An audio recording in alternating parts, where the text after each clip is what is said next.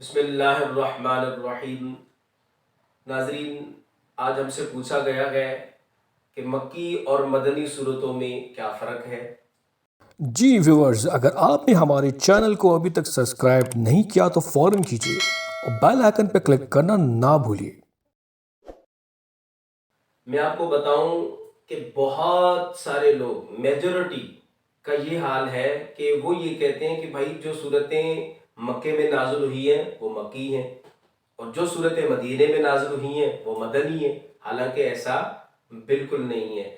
یاد رکھیے گا، مکی اور مدنی صورتوں میں فرق یہ ہے کہ وہ آیتیں، وہ صورتیں جو ہجرت مدینہ سے پہلے نازل ہوئی ہیں وہ مکی کہلاتی ہیں، اور وہ آیتیں، وہ صورتیں جو ہجرت مدینہ کے بعد نازل ہوئی ہیں، یہ بھی یاد رکھیے گا کہ مکی صورتیں کتنی ہیں اور مدنی صورتیں کتنی ہیں۔